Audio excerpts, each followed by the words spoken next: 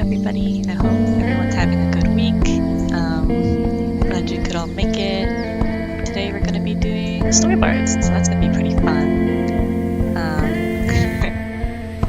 This is a topic near and dear to my heart, so I hope that what we can get through is useful for you guys. Feel free to ask questions. Hello, security room. I hope you guys can ask some pretty good questions. Hello, turtle buns. I'm good. How are you? And I hope I get to answer them in a way that is satisfactory for all parties. Hi, Daria. Hi, Kevin. Oh, let me lower the music. Hopefully that's better. Okay, so just very quickly, everybody, hello, welcome to the stream. Whether it's your first time or not, today we're going to be doing storyboarding. In case you didn't know, our growing community is filled with tons of art nerds, and we art nerds have to stick together. If you're an art nerd too, be sure to check out the links to our social media in the description below. Or check out our website for our class offerings, where you can get critique, guidance, and encouragement from our instructors, because we're not just a YouTube channel, we're an art school too. If you'd like to support us so we can keep making free content, consider supporting us by becoming a YouTube member for exclusive channel perks, like emotes and sub badges, or for supporting us on Patreon for as little as $2 a month, where you can get access to tons of perks like our working files, critique sessions, class recordings, and a huge discount on our classes that have a limited amount of spots. So be sure to check those out before we are gone. Before those are gone. Okay, So the storyboards that specifically I will be talking about are going to be based in, like, I guess, the animation industry. I know what you're talking about because like we use the word storyboard for a lot of things. So for storyboards for like comics, those are basically thumbnails, I would call them, which are kind of the same thing except just in page format. We can do a little bit of that at the end if I feel like we have enough time, but in particular,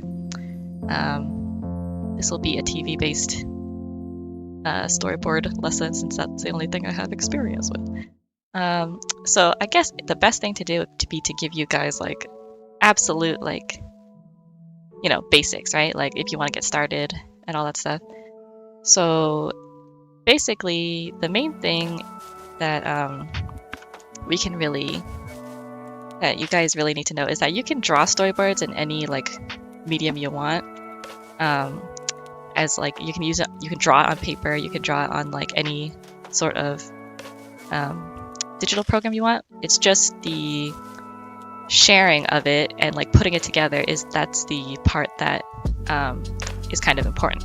So basically, normally what we use in the industry is something called Storyboard Pro. However, that is mega expensive and no normal person can afford it. So, and another thing that we also use is Photoshop, which is still also expensive, but, you know, marginally more affordable. However, For practice, like if you're just like, just drawing things to like, to get the hang of it, any digital software will do but I would recommend you have it like with a timeline. Having a timeline function helps that, because the important thing is for storyboards is to be able to play it in sequence so that you can kind of see what's happening. I don't generally storyboard in Clip, but what we usually start off with is like the thumbnails, which is you can do in any program, so we will start with that. Yeah. Oh, wait, but there are free alternatives. I should say, especially for you iPad users out there, so the world is your oyster. Free alternatives. I would say OpenTunes it's an animation software, but I mean, if you can animate in it, you can storyboard in it. So I would recommend that because it's free. And then on the iPad, there is something called Storyboarder. It's very, very bare bones. But it works. You draw things and then you can flip through it. So that's pretty much all you need. And then I think also there's Clip. That's also an animation software, but I did storyboard in it just for personal like fun, just to see how it was, and I think it worked pretty well too for a storyboarding app, even though I think it's mostly for animation. So these are some free alternatives for you. Let's see what else. The typical steps of drawing storyboards is usually like thumbnails, and then roughs, and then cleans, and then if you are like really into it, you can make an animatic out of it, but that is not necessary. And the thumbs and roughs you can do in any, well, the thumbs you can do in any program because they are just thumbnails. You can do it on paper if you want, as long as it's like clear for you to show people.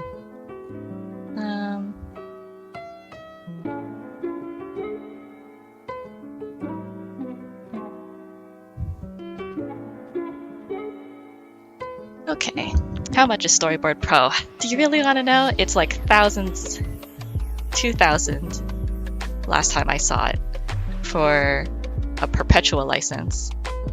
But if you want to like, pay a subscription, I think it's like 100 or something like that. It's crazy, right? So how do people in the industry use it though? Well, because usually when you get hired, they will give you the software to use. So that's how people get around it. But if you are just a noob, then it's like insane. Yep, it is totally insane. So that is very sad indeed. But it is a very good program. I don't know if you can see I can open it up for you just so you know what it looks like, and you can see why it is like so useful, I guess, just so you guys can take a look at what's inside it, because additionally there isn't a lot of information like tutorial wise for it, I feel like, probably because it's so expensive. Yes, Minish has a good point. Art schools offer licenses as well, so if you take a animation program, they will usually, if it's a good one, they will usually give you a thing. Let's see. Ugh. Do I really? Okay, I will be very brave and I will show you guys something that I was working on for personal art, even though I really don't like it anymore. But I guess it might, but because, I really like storyboarding and I want to give you guys a good basis of information to start your dreams, whatever, I will be brave and show you guys my old art. Ugh, okay. If it opens up. Hopefully it won't crash.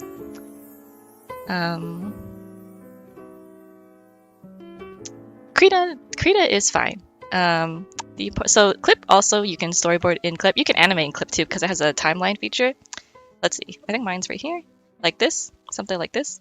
As long as you have like... It's not mandatory because I'm just recommending a timeline feature. It's not mandatory to have a timeline feature, but I'm recommending it because it's just easier for you to play it you could draw like, because this is what you do in Photoshop sometimes, where you will just draw like, you know, you will draw something and then you will export this image out, and then on like the next page, like, you know, your next layer or whatever, you will draw another image and then you export the image out, and then at the very end of it you will have thousands of pictures in your folder, and then you put all of that into like a video program like Movie Maker even, or like a slideshow app, and then you just try and like make it into like a playable slideshow like that. But I feel like that's a lot of trouble, so that's why I would recommend having a timeline, just so you can save yourself the issue. Okay, this is what Storyboard Pro looks like.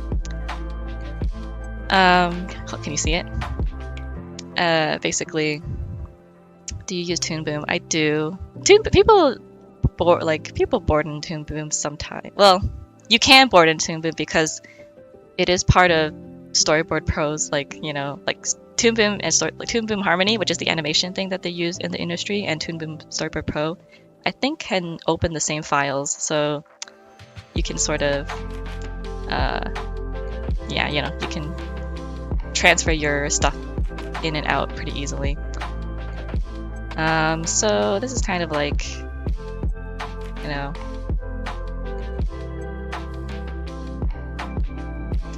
anyways, this is basically what I don't want to show too much of it because I don't really like it anymore, but this is basically all the stuff that you can do in it. It has a timeline, it has layers, it has all this stuff, but that's a brief look into it. It does crash a lot, yeah. Okay, so let's see. We can go into it more at the end if you guys really want, but for now, we can start with timelines. All you really need is like anything really. You can just draw a bunch of squares. I'm just going to try and make a few, just so they might be a little bit uneven, but you want to kind of keep it even because it will inform like your compositions. But yeah, we'll give it a quick shot. I do kind of have a sequence in mind because it's something I've had, like a sequence in my head that I've wanted to do for a while, but I've just been a little busy, so it's a bit rough lately.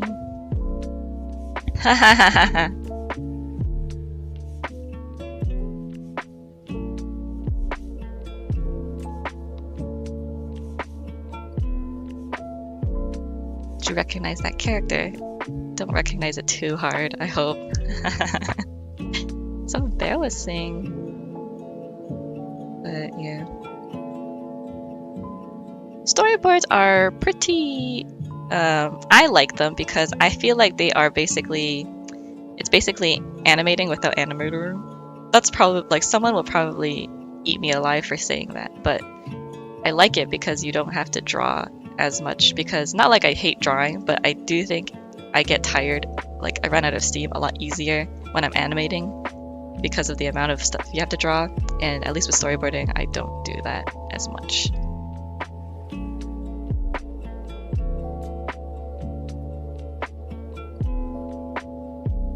Okay, so you can have like set. I usually make like a couple.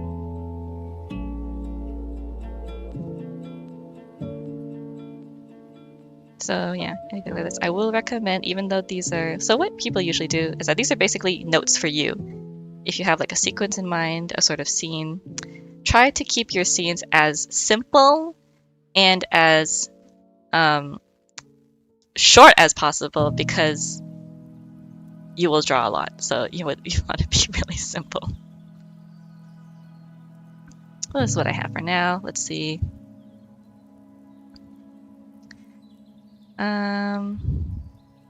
So in the sequence that I have, you might also want to write this, like write down your sequence. Basically, it is, I like fight scenes, so I tend to do those, even though they are really awful to draw, I feel like, so you just draw so much. So let's see.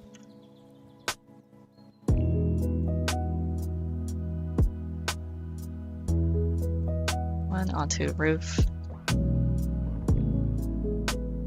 And they fight.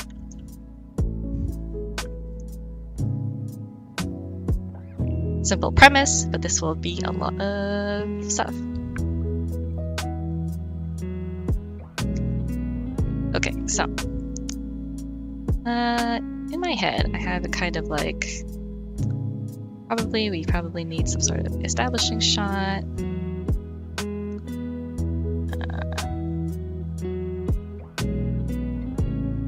And normally I will say my first pass is not usually the one that I go with, because as you're drawing, things will just happen to you. You'll have ideas and be like, actually, this will be like something that I really like,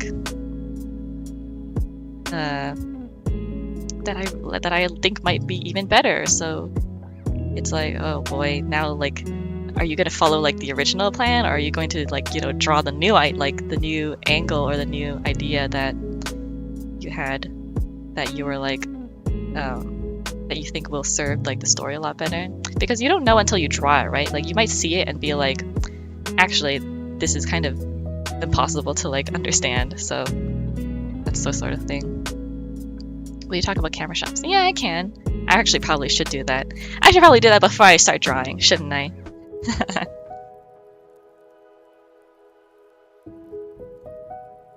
Okay, so the main camera shots, I think, are...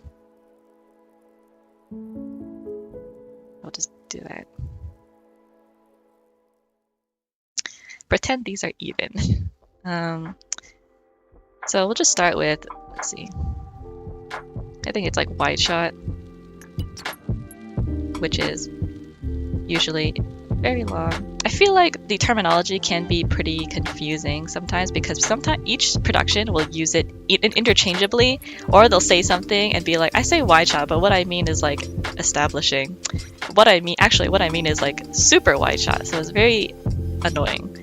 But in any case, it usually means, for a small rule of thumb, wide shot, or like, I guess, you know, just establishing. So keep in mind, this is not a hard and fast rule. Basically, usually it means you can see like the environment in the shot. So like the full, like a character's full body and like the environment. So this is supposed to like basically orient your audience with like, you know, where are they? Like all the main things, like they're in a, I don't know, a desert with a house and a car, and like there's two people here. So, and maybe like it also tells you the time of day. Like it might be, you might see the sky, you probably won't see the sun all the time, but it establishes like, you know, important where, what, when, who, sometimes, you know. And then it will also, you know, usually you'll see background visible, full characters.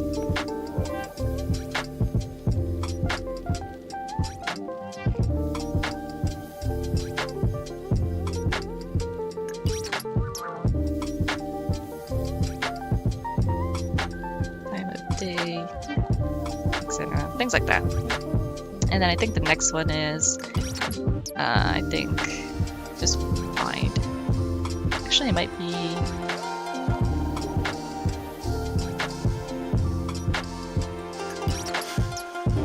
Actually, I would just call this establishing, because that's probably better for it. And then I would just say wide shot.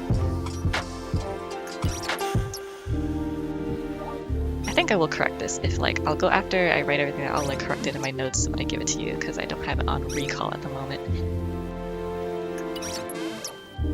This probably isn't a wide shot. I feel like I'm not remembering it correctly, but the next one is usually just a bit closer, you know, where you see like a guy, like people's full bodies, but you don't necessarily pull back that much. Let's see. Extreme wide, yes. I was like, there is a word for it. Thank you. So yeah. And then usually what is next, I think, is just wide shot, full shot. You see like, you know, the full body. This is usually good for, you know, I'm guessing when people like enter the like a new scene or like maybe for fights, things like that. And then there's medium. There's a bunch of different like shots, so don't let this like be too much of a rule for you guys, like, oh, I have to include like a medium wide shot with like, and then followed by like a close-up shot right after. It's really just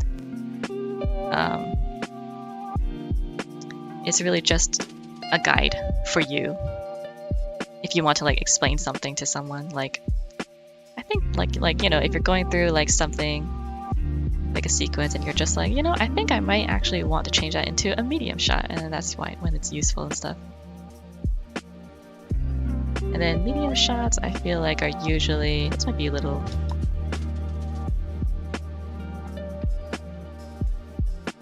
something like this, in this range. This is usually like half bodies, sort of. Usually good for like, you know, when you're acting, so like when, say for conversations, and your character can be like like, you know, something like that, but without having to draw like the full body and stuff. And then gradually, as you can see, we will get closer and closer. There is, I think, close up.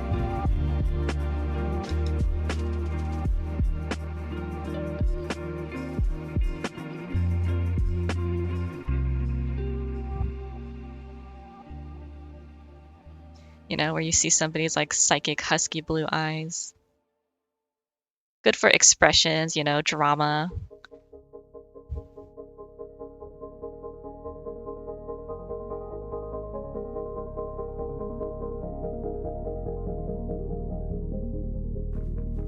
Usually, you know, this is when people, like, something terrible or impactful happens in the story, like actually, I was your sister all along, or something, like dropping like the big informations. Good for dropping.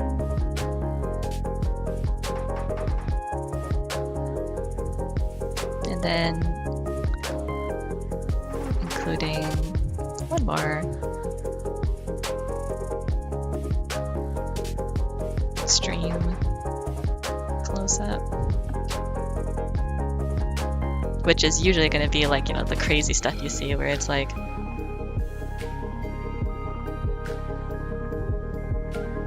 very, very close. Like, oh yeah, it's a knife or something.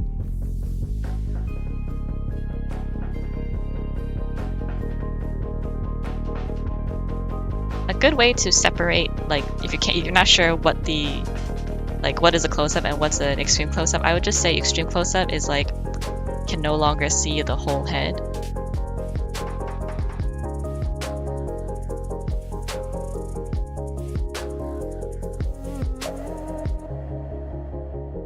Whereas this one, you can kind of see the head.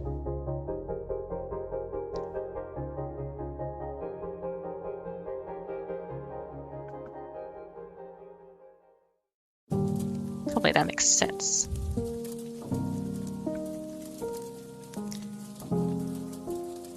To make extra images for specific actions as shown in Fight, how many panels do you need? Okay, so for context, I did a fight, like the storyboarding fight that I did, that I showed you guys very briefly, that you didn't really see the fight for. That full sequence was 500 panels, and that is a long sequence. I don't think you should do that. I don't think, even if you like get a job or whatever, I don't think they will want you to do that. I think it's a lot of extra work. This is just because I was crazy and I should not have done that. I would say for most sequences, you should try to break it down, your stories, like into sequences of 100-ish panels, around, like, give or take, you know. So that's why fight scenes are always really annoying, because of course they will probably take a lot, because it's a lot of movements that you have to draw. So you might go a little over, but try your best to keep it around 100, whether it's like a story, like for a portfolio piece, whether it's for, like, you know, things like that. I feel like they might tell you, like you can ask if you ever get like a job, and then they're just like, you can ask like, how long can this be? And then I think they will tell you. So, you know, hard to say, but yeah, I think 100 is good enough.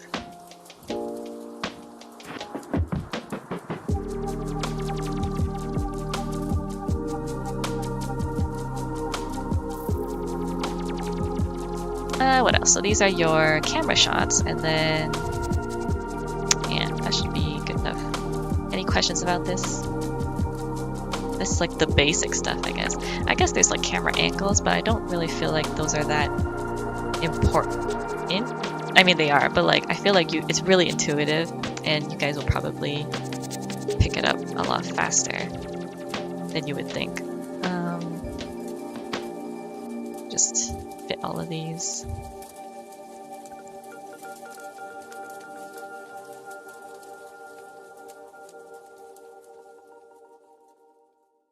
Oh, I should mention a very important thing called the rule of 180.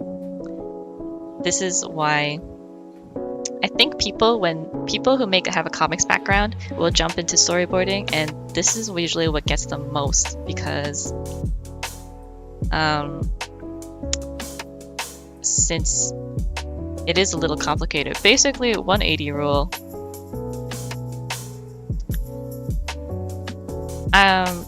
Just try not to overthink it. I feel like this is how it usually, like, you will get a sense for it. As this is why playing through your storyboard is important, because as you play through, you will be able to catch when you break the 180 rule, because it will jar you.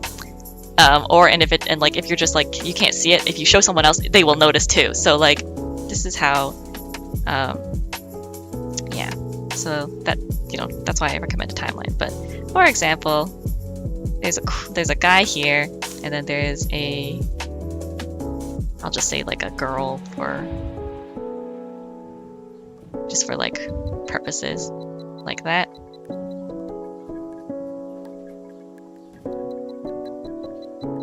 So, in future sequences, you cannot all of a sudden have like the girl on this side and then like the dude on this side. This is breaking the 180 rule. So you can't switch sides. So even in a fight, you need to keep this so that's why it's a little confusing, because even when you think, guys are moving around in the space, beating each other up or whatever, if you draw like, the guy like, hiya, punching,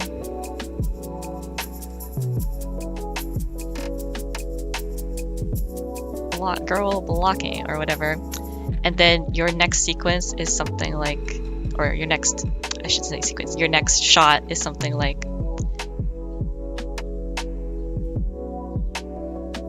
hiya, kick. This is also going to be wrong, because this is how you lose track of basically your characters. And you will see it in like when you see it done wrong, you will notice it a lot. So because the important thing in storyboarding is clarity, so the 180 rule maintains clarity, because with so many frames and so many actions and so many things happening on the screen, you cannot expect anyone really to be to like hook on to like, oh, like, this, you have to like, they flash by so quickly that you have to make sure like everything is very clear. So you can't the second you lose someone, it takes them, even if they want to watch your really cool show, they are lost for at least like 3 seconds trying to figure out like, wait, what was that? And then like already you're like, they might lose like important information, and then your sequence is like incomprehensible. So it's a bit tough work. So in the last panel, the girl can still kick, but she has to be on the right side and the guy right on the left. Yes.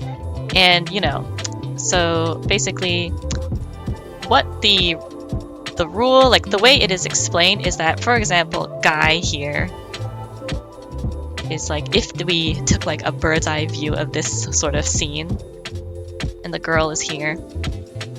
This is also for conversations and stuff, so it's not just like fight scenes, but like for everything. It's like in the general scene. So like you're supposed to imagine there is a 180 like a 180 line here, and then usually depending on your shot, your camera, which is like here. So this is basically like, you know, the frame, right? So this is how this scene is like set up, as if you were like a cameraman and this was like, these were like actors, right? So as you turn your camera, you can't turn your camera further like out of this area, sort of, unless you, or rather that's not true, it's more like you have to turn it in a specific like rectangle way, like this, you know. You can't suddenly jump from like here, like over it, like, you know, and then suddenly like your next shot is like here. So if that makes sense. It might be a little complicated, but I'll like show you guys sort of what I mean in a second. And then you might be like, but Vanessa, that's not true, because I know people like, you know, have switched camera shots and all the time and like things, and that's true. So what happens usually is you can break the 180 rule, but there are certain ways you need to break it. So the way we can make this shot happen. If you really want this shot, you can do this, but you just need to you have to like put some stuff in between to make it like make sense, basically. So the way you break it is usually you either show the transition. So for example, let's see.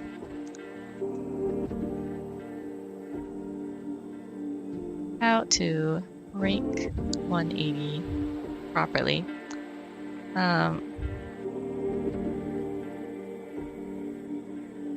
So either you show the transition, so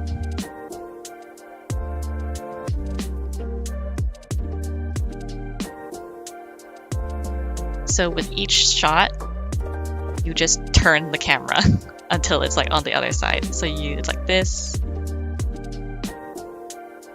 and then it's like this,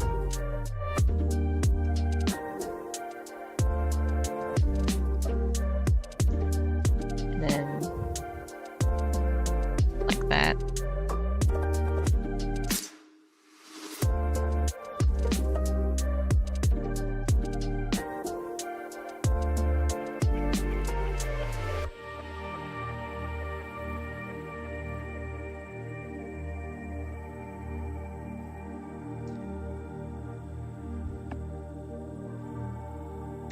And then you can establish your like new 180 rule. So this is the new like position, basically.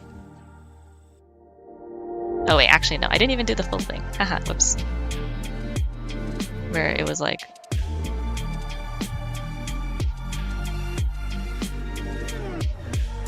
this. Sorry, it's been a while since I've had to like explain it, I guess. And then you turn. But as you can see, this is a lot of extra panels, right? So it's like, this is the stuff you need to keep in mind when you're drawing. And then there you go. This is your new thing.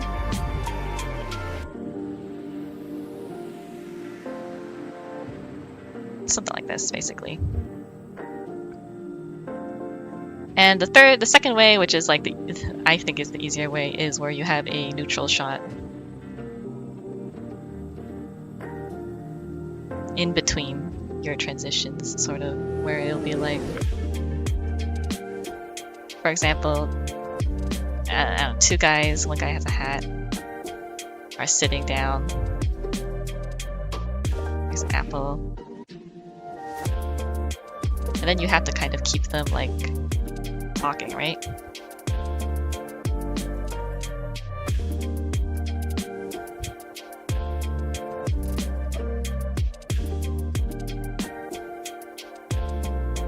So then you'll have like, you'll follow your thing, and then maybe you'll have a completely neutral shot of this apple here.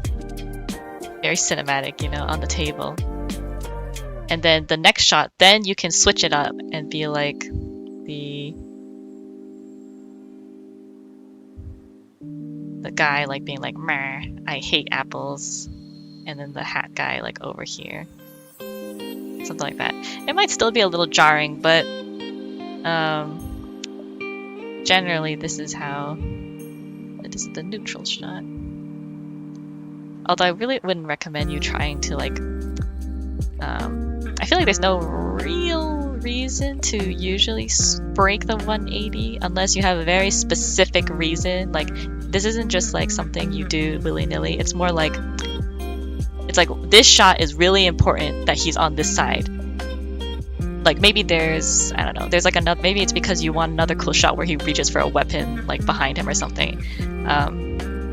So like that's why you need to be like, okay, so he has to be on this side at this time, which is why I have to break the 180 rule at some point. So it's kind of like a lot of planning,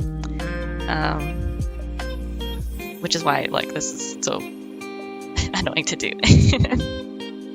But yeah, we don't have to draw well to do this. You need to draw well enough for things to make sense. So I think in order to like and this is kind of like also annoying because I feel like even though you don't necessarily have to draw really well to be a storyboard artist, I think people expect you to.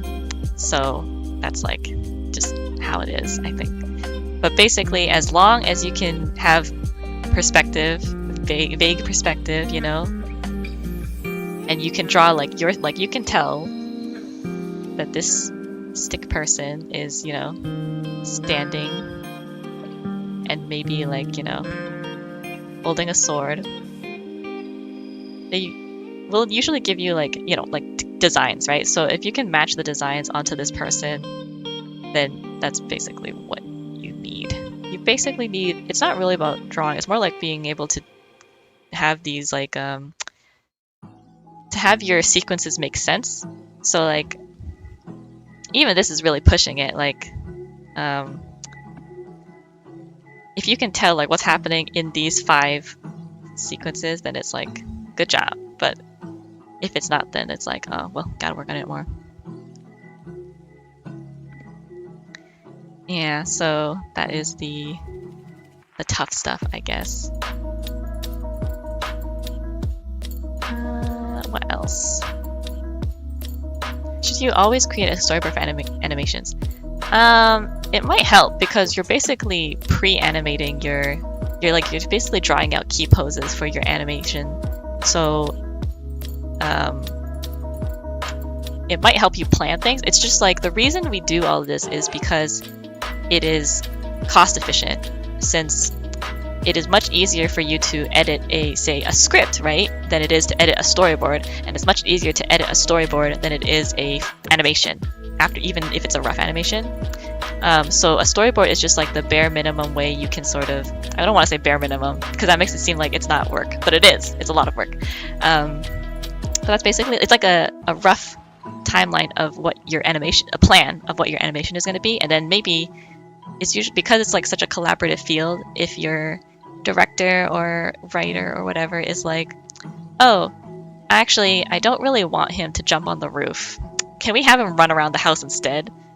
That way, instead of having to animate like a run cycle in perspective, you can just be like, okay, well, here he is, like, running around the house, right? Like, you can take, like, actually, I don't want this running. I want it back on the roof. And you're like, okay, and then you'll just take this out, like, that kind of thing. I am skipping a lot of stuff, but yeah. Hopefully that makes sense. My biggest struggle is the actions and posing. Any tips on how to express or show posing? Do life drawing, and I would study how. I watch anime, and I feel like they tend to do very, very clear dynamic posing, so I just look at anime. With like dynamic stuff, like posing is usually just, you gotta make sure I I would say just make sure your silhouette isn't like jumbled. So like something like this. Like if you're drawing somebody punching, like someone head on, like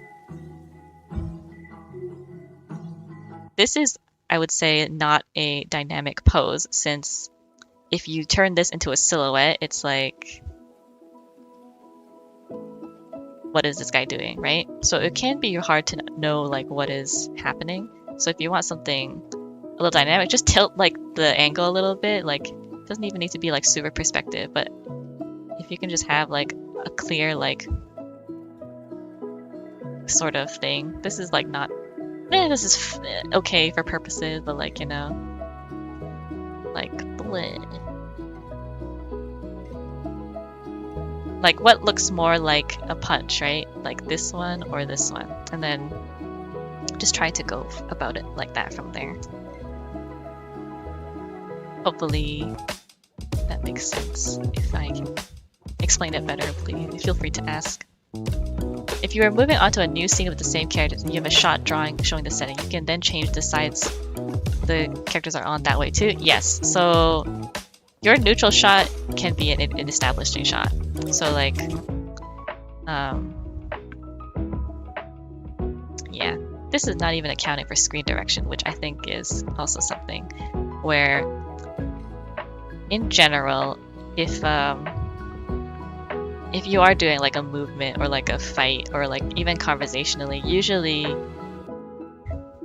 maybe I won't talk about screen direction right now. I feel like that's a lot of directional things. I think this is already really tough to figure out right now, but yeah. And yes, reverse storyboarding is very, very helpful. I should probably do that more, where you basically go and every cut, so when I say cut, every camera move. So when I say camera move, it's like, you know, a new shot. So like when the camera is like moving, so even if it's like, I don't know, some guy being like, oh my gosh, and then the next shot is like a burning building, this is a cut, right? So every single cut in like a show or an anime or a movie, depending on what you like, just like storyboard like the sort of like, you know, what's happening in the scene. So for example, if this burning, it cuts to this burning building, and then, but then if it starts like moving up like that to show you like more of the burning building, as you can see, the more you draw it, things start to look a little dicey. So this is something you have to keep in mind when you're drawing your panels as well. So this is not a cut. This is just a camera move. Usually, and then usually it will cut back, like maybe the guy is staring at like the thing, and then this is a cut. So does that make sense? Is this Krita? This is Clip Studio Paint. How many frames should be in between each storyboard?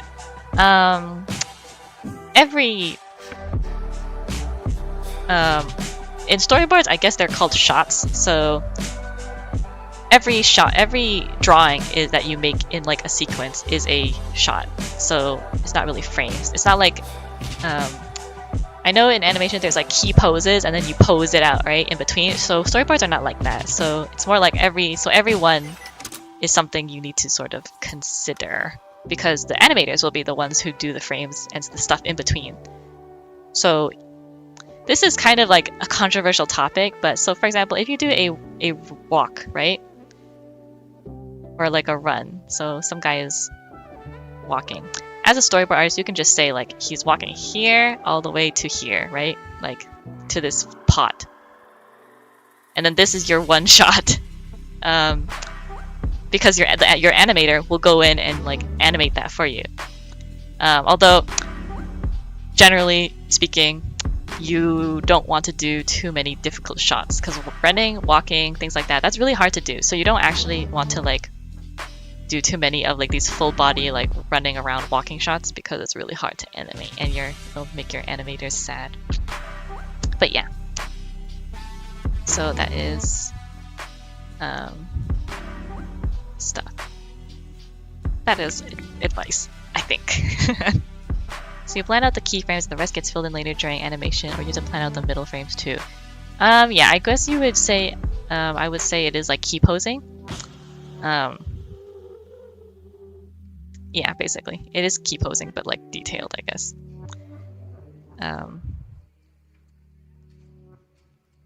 So I'll just say cut, camera move, cut.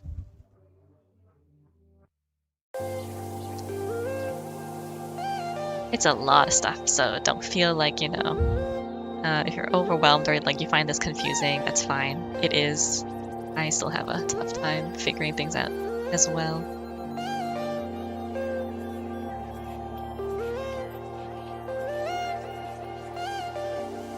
And then it was like, I think I wanted something like,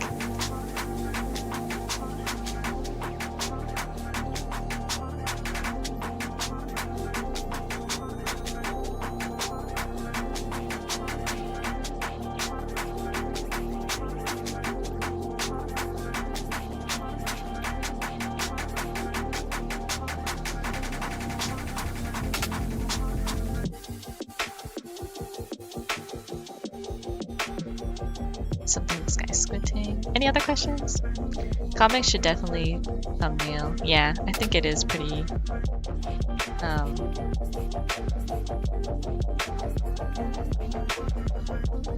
It should be a bit easier. Well, I wouldn't say easy because it's still quite a lot of like stuff, but comic books use this to this degree as well. Yeah, so for comic books, what they do, instead of like shots that they plan, I think, the pages. So they'll have like, so their pictures look a little, their thumbs look a little different like this, right? And usually this is just to ensure that, for one thing, like that you know what you want to draw. So like this is your panel, like some guy kicking. Yeah. And I think and some guy getting hit. Like, oh no. And then you'll be like, you know, maybe like side character being like, fight. And then like maybe she's like hiding, so she's like, oh no, this is like they're beating each other up, and I'm behind a wall. And then she'll be like, okay, oh no, like I need to get help. As you can see, it gets very like dicey. But then it's easier for you to be like sort of be like, okay, so like the last panel that I drew was her looking back, so that means in this next panel I can draw her like running away from the fight scene, because you know, this is a natural progression. And I think for comics, a rule of thumb is to sort of, you want to make your audience turn the page, right? So you want your last panel to be kind of have like a question, or like a sort of you know, a sort of like hook, right? Like for example, for whatever reason, like this, maybe like in this one, like the other guy's like, it's like, ow, I get knocked down really hard by this other guy. And then like he's on the ground like, ow, that really hurt. And the other guy's like, oh, do you surrender? And the other guy is like,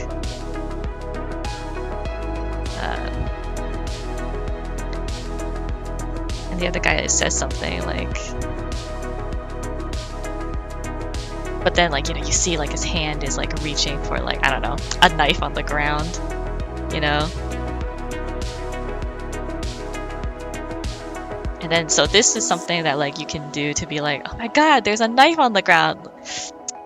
What's he gonna do with it? And then you'll have to turn the page to find out. So like, this is kind of how you can plan it with comics. Will there ever be a class or video on making a comic book cover according to their story, topic, or tone? You can do whatever you want for comic covers. I think it just depends on like, what I would say is just, I have no industry experience in comics because the industry is weird. But I feel like if you want to like print your comic eventually, or even if you don't, if you just want like your comic to be like have a cohesive theme, just to make your covers have a similar style. So unless, you don't even have to do that, unless this is something that you feel strongly about. I feel like what I mean is you probably don't want to do like a watercolor cover and the next one in like digital art, and then the next one is like an oil painting, like a Pollock sort of style, and then the next one is just like, typical, like a photograph, like stuff like that. Like you just want to make sure that when people look at your covers, they can be like, oh, this is from that series, How do you fit backgrounds into your storyboards for comics? You don't. You do. It's just more like you should have an idea of what your background is like before you start storyboarding for TV or for storyboarding for comics. It can be a bit dicey in TV because then maybe the backgrounds aren't designed yet, which can be annoying. But for comics, it's your rodeo, right? So generally you will have an idea like this is taking place in like, a street. There's like a car here. Right? So like you kind of know like where it's taking place, and then you'll just have to check back every now and then, like, where are they? He's getting hit, like, there's like an alleyway, so it was probably like in this area here that they're like doing all this stuff. And then your thumbnails are supposed to be rough. They are supposed to be very like ugly, I guess, because they are notes. They are drawing notes for you. If you have like another person to help you with the drawings or who draw the things for you, then you will need to be like a little bit more like considerate and be like, can I tell in this drawing what's better? Is it like something like this, which is like still kind of rough, but like, maybe there's a tree or something.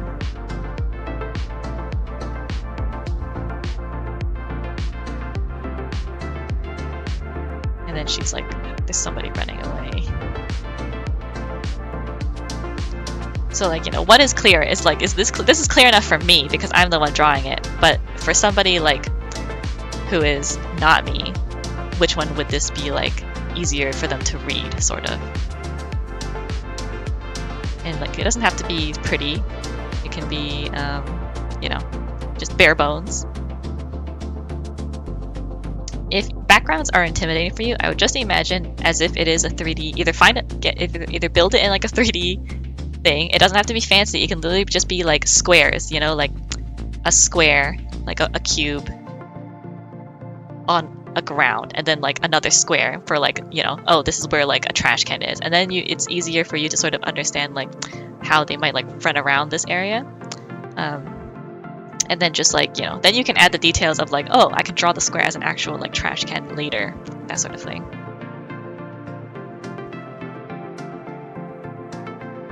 Do you write to explain some shots and situations in the storyboard? Sometimes. So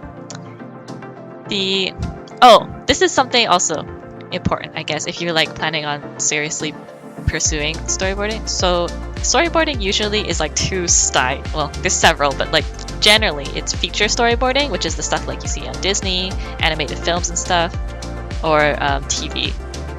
And the usual thing, like, it is really hard to explain because no one can agree on what this means, but basically cinematic feature is more cinematic. Usually that means you'll have a lot more camera angles, a lot more perspective, a lot more different, like, crazy like moves, like panning and spinning and all that stuff, and zoom, like hyper zoom in, and like up view, down shots, things like that. And TV is like flatter because they have less budget and they need to do things quicker, and they have less resources, which means you can't cut as much either. And only in TV do you do those like arrows and stuff. Like, how you'll see sometimes people be like some guy throwing something, and then you'll see like somebody be like arrow, like throw, right, or something like that. This you would only do in TV storyboarding. In feature, like, you don't do that. For what, I don't know why, but that's just what they do. When you're explain shots and situations, ideally the goal is to be able to make it so that you don't have to explain. Like, if I have to go through these shots and be like, he's squinting here, but if people don't know that he's squinting, then that's like kind of something that you have to take responsibility for. I'm making it seem very scary, but like for real, it's not a huge deal. Like sometimes you know how it is. You're drawing, you're sketching. Sometimes it's just like, you know, whatever, right? But that's just something like, this is the goal. Like if you want to like get improved, this is the sort of general like the path that you kind of want to aim for. You want to make sure these things are clear enough that the work itself, without music, without explaining it, without a description, without a voice, like voice acting, things like that, without dialogue, that people can understand what's going on without any of those things. That is the ideal, though. I'm just saying, like, that is not like if you don't do any, like, you should be able to do some of that, but if you don't do all of that all the time, that doesn't mean you're like a terrible artist or anything. It's just the goal that we all want to achieve.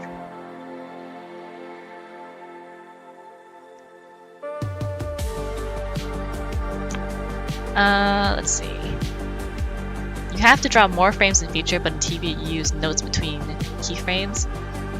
I feel like I feel like you're seeing this from an animation point of view, which is fine, but this is storyboarding, so the terminology is all different. So so what I mean is, like, it will look like this. Like, so every shot is like this, but like if you were an animator, then you would be animating like every single like you know, motion between like the squint, right? So these are the poses. This is not really related to like the amount of stuff you draw. When I say feature and cinematic, what I mean is, for example, this is sort of a cinematic shot because it's something like this, where I would say a cinematic shot is something with like a kind of crazy like angle, like something like this, right? And then a lot of like movement, like acting, like maybe like a scene takes place like that. Or this is also like changing a lot, I feel like, because this is what I learned in like school and stuff, but I feel like just watching the shows that come out now, this is not always true either. So, you know, what can I say? For flatter stuff, for like so the thing, I guess a better way for you to visualize it is to look at like preschool shows like Peppa Pig, and Paw Patrol, that kind of shot. If you watch like a single episode and then you go watch a Disney movie, you'll understand immediately what I mean by like what's cinematic and what isn't. So that might be better than me just drawing it out, because you'll notice how they seem to like, they're very flat. Like characters will just like, there will be a background and then characters walk across it. There isn't anything else to it really. But in a Disney thing, it might be like, oh my god, it's a village with like rolling hills, and they like the camera follows the person as they walk through, and then like you zoom, like things like that. I wouldn't say it's more frames, but it's more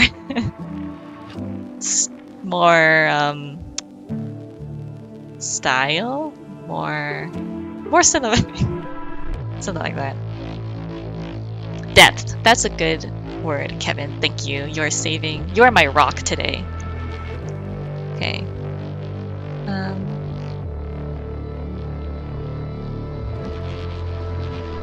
How would I represent pan shots or turn shots?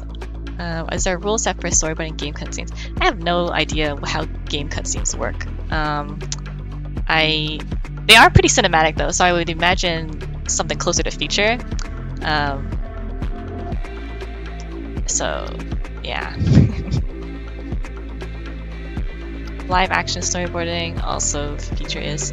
Live action storyboarding is a lot more polished than regular storyboarding, so I feel like this is still kind of rough, but like live action, they would actually make you draw everything, where it's like this car, there is a car, you know the brand of the car, so it'll be like a truck, you know, it won't just be a car.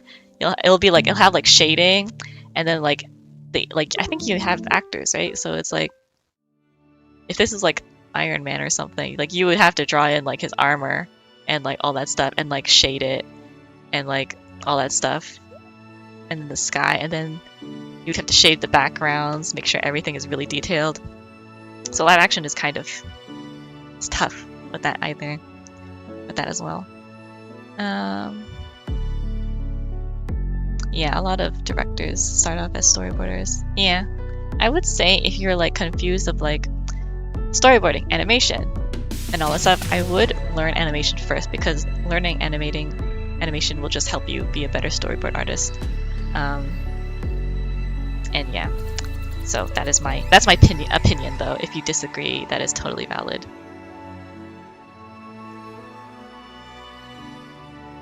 Right, and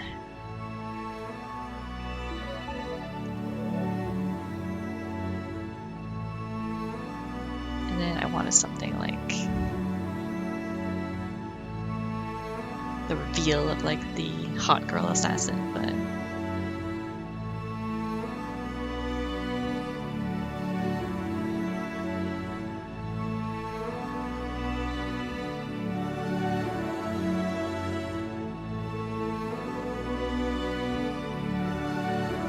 she has like a gun or something, so.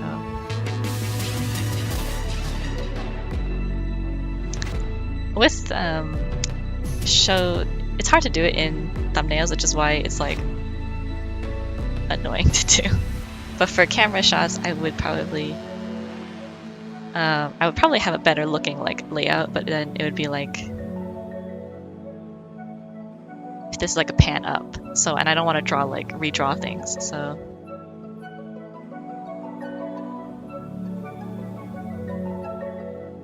Then I would just do like pan, and you usually grab the corners of each like frame and then pull it to the next frame. So for example, if this was like going to be a close-up shot, then I would grab each corner and do like something like this. And if it was like a wide shot, then I would do the same thing, but like pull it out wide,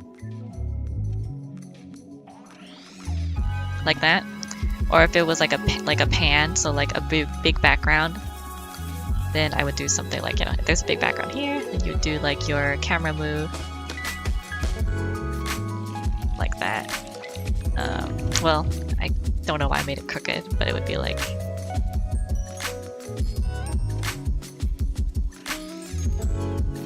you can see why it would be really like annoying to draw.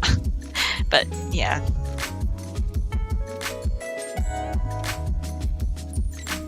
What kind of programs would you recommend for beginner storyboarding? So I have a list here that I will upload into the Discord, sort of. But anything will probably work as long as it has a timeline. I would just really recommend a timeline, because then it's just easier for you to see.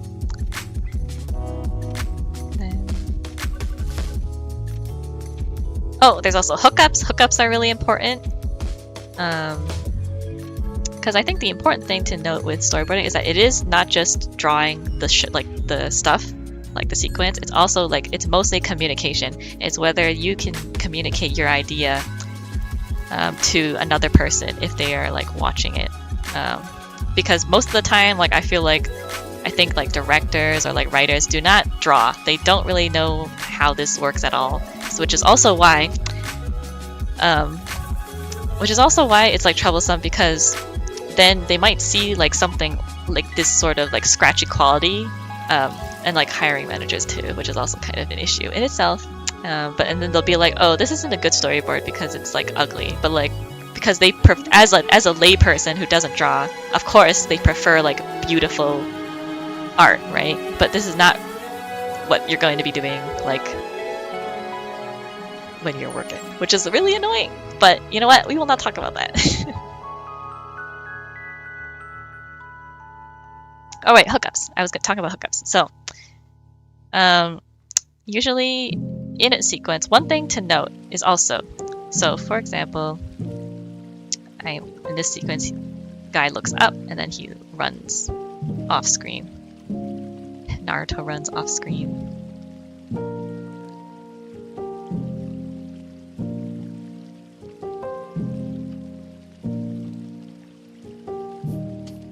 And then, like, just as a note, I can just write for myself OS off screen, right? Which means he ran off screen. However, if for whatever reason So in this one, I have like, you know, the pan. So this is the real end shot, I guess, right? Or pretend this is the end shot. If I have something like this, squint, and then I have him run out, if I want him to just run out, I cannot go from this shot to this shot because it's just too jarring. There's no hookups, and a hookup is basically like you have to put the beginning of the pose before the movement. So, like, it's the same thing where if I removed these, this is like incorrect because I go from here and then suddenly he's like squinting and it's like what's happening, right? Like how did he get to this? So I need that shot here where it's like just him kind of standing there being like, huh? And then he squints. And likewise, so this guy, like I can't go from just like this guy squinting to suddenly him like running in the middle of running. He has to be like, you have to complete actions. You have to like, he squints and then you see him where he's just like looking and then he runs. So you need to keep in mind, like, I guess that kind of thing as well. Like here is like, I don't know, the background or whatever. It's like a watchtower. Hello, Squiggle-Doo.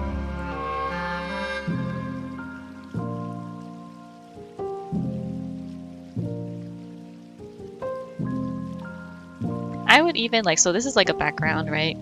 The next shot, and then I would also move it to the next one, and then just that's when I have like the character enter.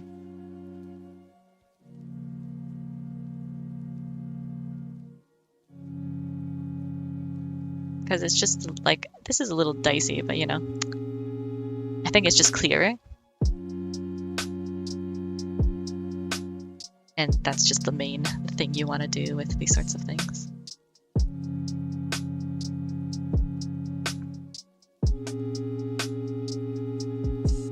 Hopefully that makes sense. That's called a hookup. I'll write that down.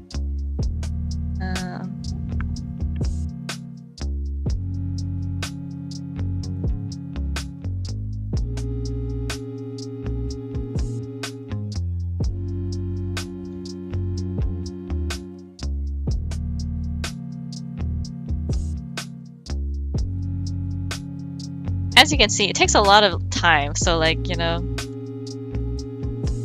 this is like barely a second in this like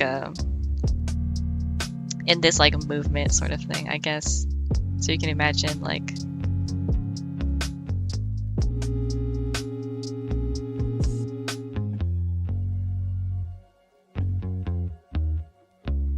how much you have to draw to like get to get anywhere.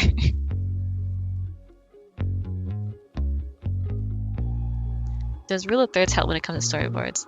Yes.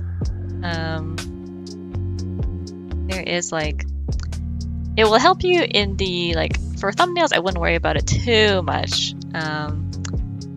Although I guess it is easier to do everything in thumbnails. Like you do want to make sure like things land. It will come naturally to you as you go on. But as you can see, like I wasn't really thinking about it, but certain proportions are pleasing, so you'll notice like this character is generally like meeting all these points, and generally you don't want things to stay too centered all the time either, so like I might even move this character back a little bit, like, you know, just like moving them into this sort of position. And then for this one, she actually is not bad either. She's like in between here, so that's fine as well. This one is okay. But you want like the main, usually you want faces, eyes, or like, I don't know, weapons, important stuff happening at like these, either at these corners or like some, you know, some very clearly directed area, either in the middle or like on these like points. And that can help you plan nicer compositions. Should you leave notes to help directors and animators better? So the typical pipeline is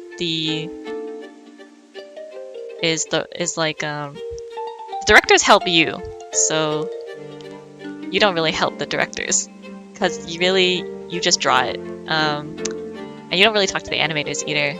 The directors are the ones who are like, they look at it and they're like, okay, change this, this, and this, and then you just do it. So it's not really a back and forth. Unless, I guess, like some people are very strongly attached to their work, so they will be like, I truly believe this shot and this sequence tells the story the best. And you can tell that to them if you want, but I personally would not. But yeah, that's the difference between me and them, I guess. So.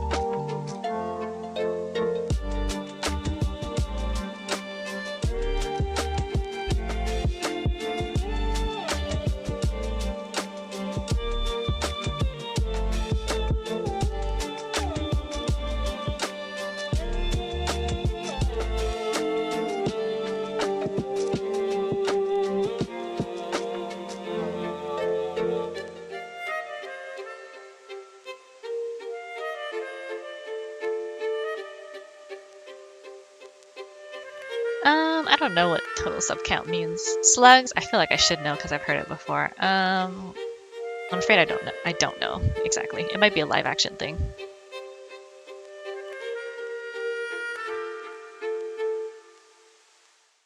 Or commercials, possibly. Which is usually live action. Sorry about that.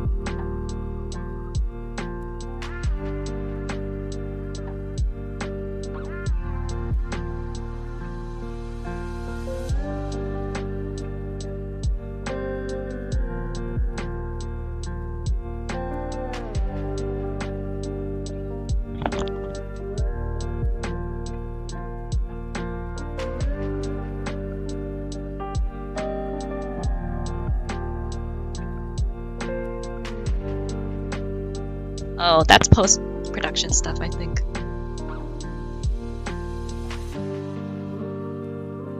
So, like, timing out your storyboard is something you'll probably have to do, but that's usually, I feel like, post-production. So, like, that's when you time everything to, like, the music, the voice, how long you want to hold an action for, things like that. That's not the stuff you can kind of think about when you're drawing, but not really stuff you put into action until you have everything done, and then you can just edit that together.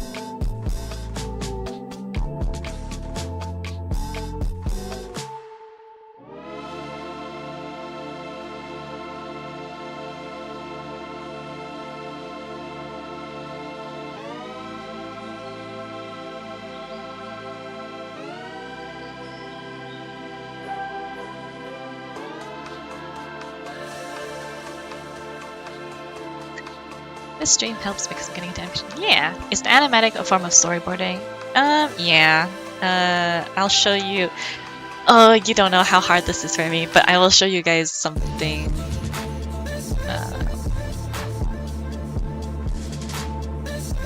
Do I even do I even have any animatics? I mean, I'm sure you could find them once you find them. Like, those are storyboards, basically. They're just, you know, made into in animation.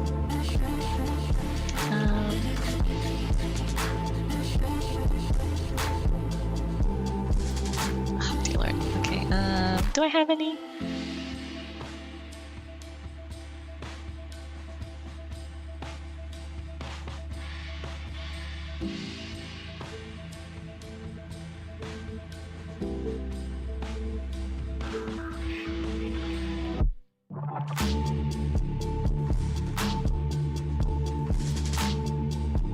I guess. Oh god, okay, this one's a really old one.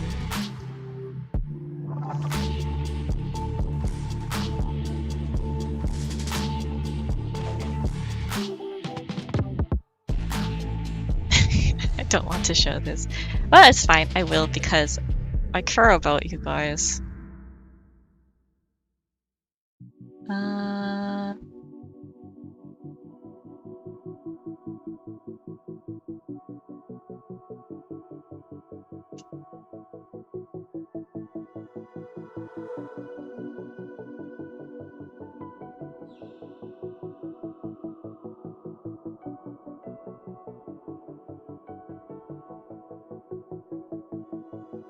There are a lot of timing mistakes in this, which is why I didn't want to show it, but like, ugh, this is how you learn, I guess.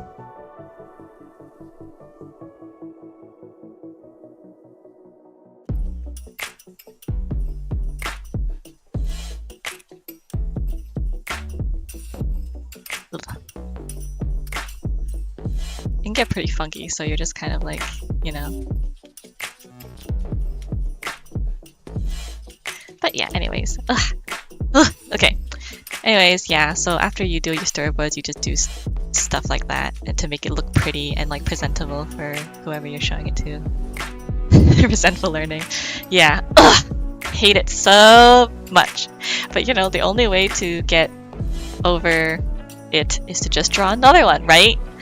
So really, it's myself to blame for not just drawing more of these. You care so much. I do, and I hate it. I wish I didn't care about anything ever.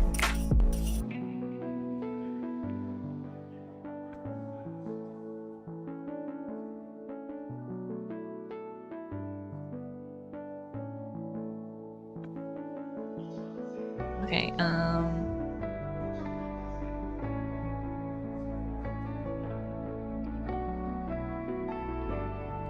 think this is...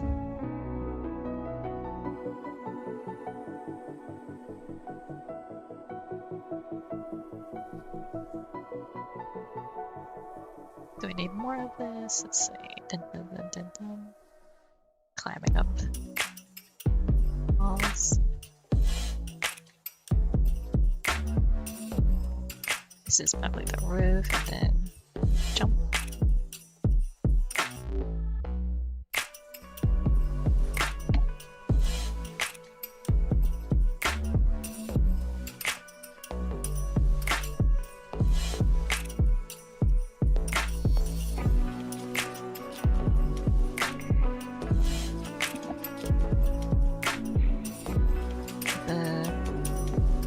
Pose a little bit more. It's very blobby, but you know.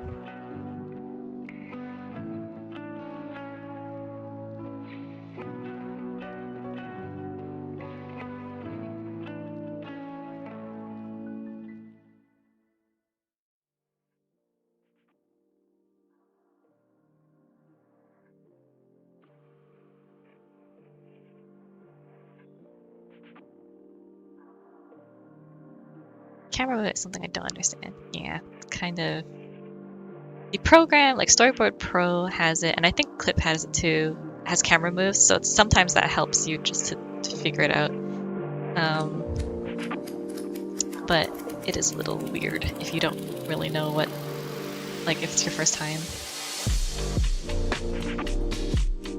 Is there any tips to help you keep the animation in an animatic storyboard form? I struggle not to just jump in and make it smooth before even putting my idea down. Basically, just do your the whole thing first. Like, just instead of like, this is just me assuming. So if I'm wrong, feel free to like correct me. But if like, basically like all this action, like it's just, I'm gonna put the whole story down first. So like from the point where, just for purposes, maybe he just jumps up and like grabs, and this is the end, right? Where he just grabs the thing. So I would have all of this out before I even go back and start animating, like, okay, the, like, you know, the squint, like every single one. It's something you just have to be able to acknowledge that this will help you get it done faster by going slower. Instead of just trying to finish like, oh, I want to draw like, you know, the whole character first, like, and then go into it. So just think of it like sketches first, then like cleans, things like that.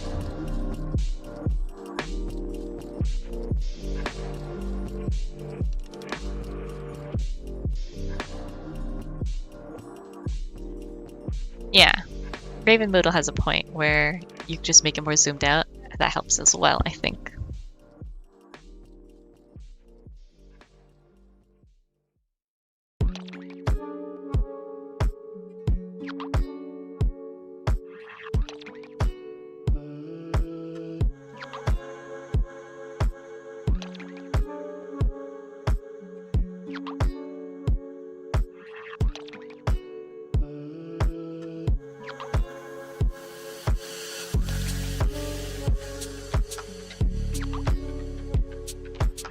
As you can see, it is very rough and very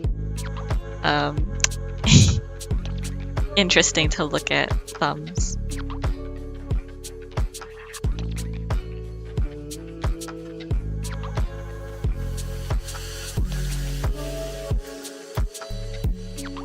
But that's, you know, thumbs are for you, and for, you know, if you're gonna show this to someone, you kind of want to make it look a little better, but if it's for you, it's just to understand, to get your notes down, you know, to iterate, because this might not be the first sequence that you want, right? Like maybe you realize, actually, I want them to a different angle, a scene from a different angle. So imagine, like, you know, if you drew like a night sky, and then somebody was like, actually, I want you to repaint this in a morning scene. Like, I think normal people who don't draw think like you can just do that, but that's like a lot of work, right? If you paint an illustration in a night scene and then they go back and they're like, can you do this again, but like different time of day?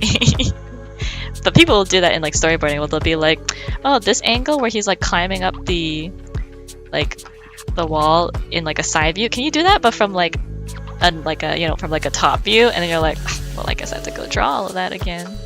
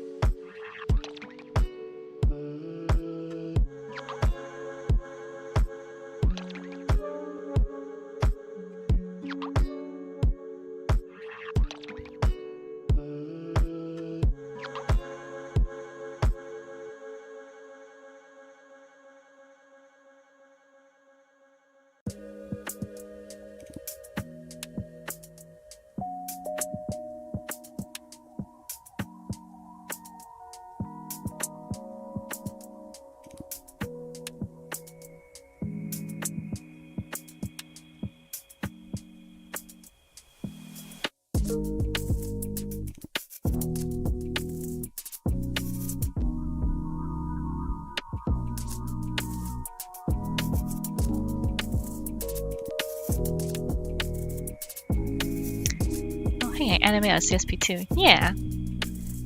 Personally, I think it's really hard to do animation on CSP, so I'm really impressed by anyone who does that.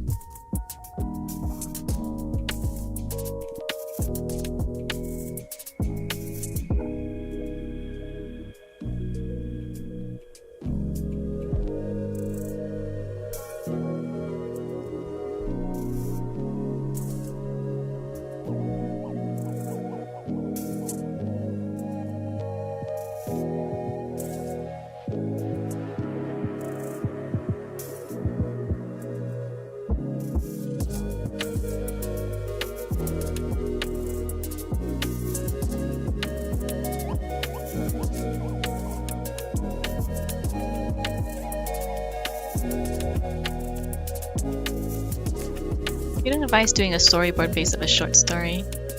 You can do whatever you want. I think whether it's like a story or a screenplay, most of the time I think the writing, like if you plan to pursue this in the industry, the stuff you get will be a script. So it might be easier for you to like kind of get into the habit of that. But you are free to storyboard whatever you like.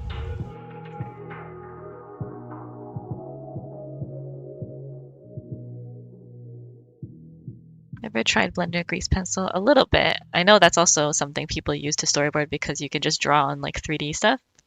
So that is definitely something worth checking out as well.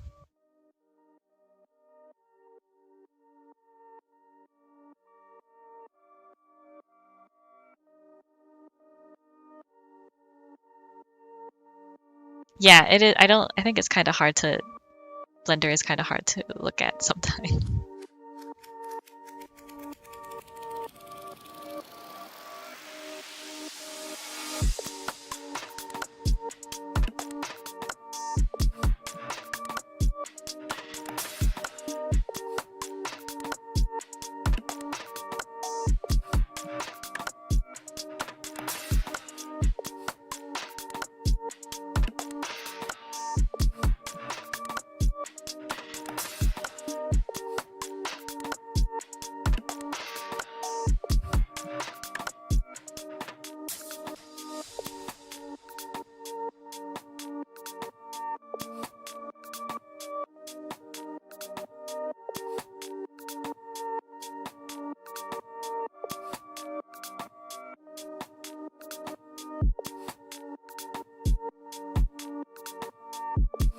What about Procreate? Procreate is fine. It has a timeline, so you can probably do that in Procreate as well.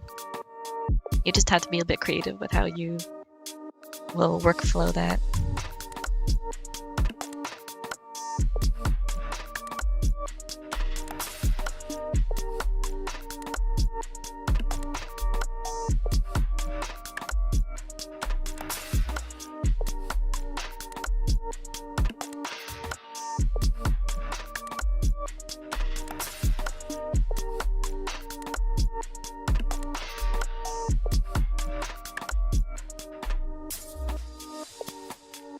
Rough Animator is good too. I've heard things about that as well.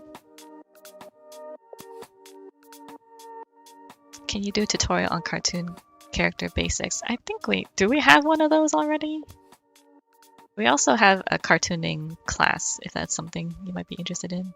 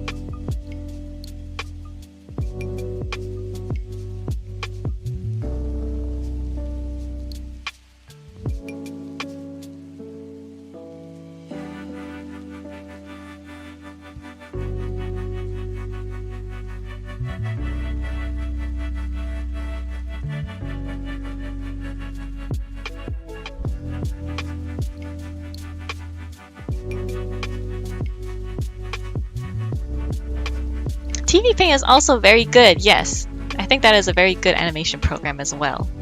So if you can get your hands onto it, feel free to, you know, I think you should take advantage of it.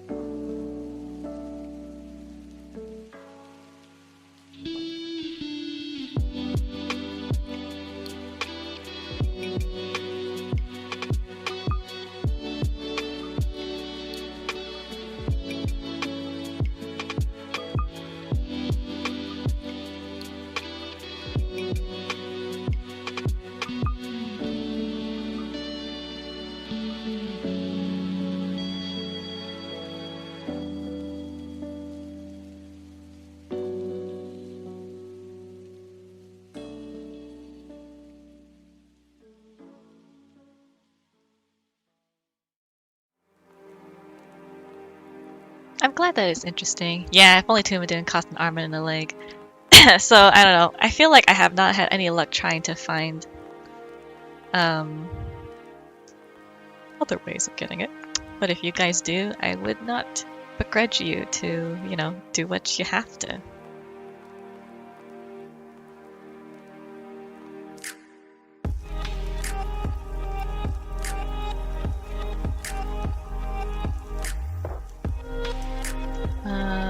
What would be your advice for beginner animators on YouTube, like a meme animation and fun stuff about storytelling and whatnot? You can probably, well, I don't really feel like you need any advice for that because you can just do whatever you want. I guess the animation principles of just like getting good at those things would probably be whatever you like, you know, the most structured thing you can do. But besides that,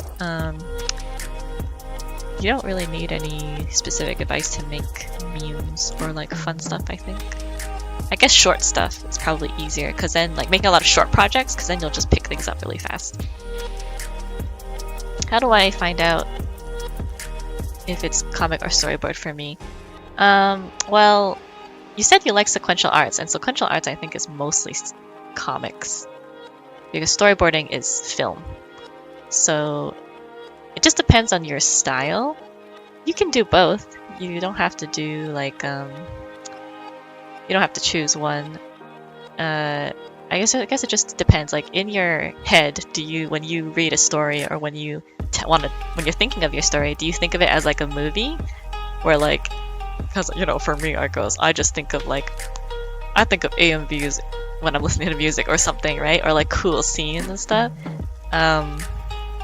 Do you think of like comics and like things like that?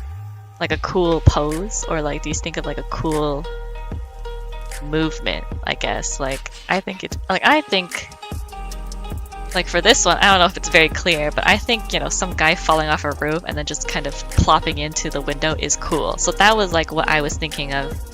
This is my motivation, right, to get this sequence done, is so I can get to this part, and when I put it into Storyboard Pro later, and see that movement of like some guy falling and then zooming in, right? So that's what I like about it. For comics, you might just be like, well, I think this like drawing, like the form of someone like falling is like the beauty of it for me, and that's fine too, because I also like that sort of thing. And then you can be like, okay, well then I like comics. But you can change your mind also. Like you don't have to be like, you can try one thing, and then after you do it, you can be like, you know what, actually I like something else, and then you can just change. This is not forever, you know? You could even do animation for 10 years and then decide, actually I want to do something else, and then that is totally fine as well. So, you know, feel free to hang out and just kind of learn about yourself. Josh is a very, very good teacher. So his stuff is always really good. But yeah, I think is that all the time we have for today? I think it might be. But thank you so much for coming. I hope this stuff was helpful in some way at all. I know it was a lot of information and like I flip-flopped a lot everywhere, but this is something I'm very passionate about, so yeah. And I hope you guys I can show you guys why it is such a cool thing as well.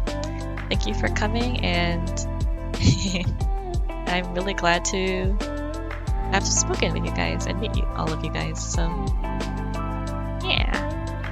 Have a good time, everybody. Join our Discord and, you know, drop some art, join our streams, meet everybody else. Yeah.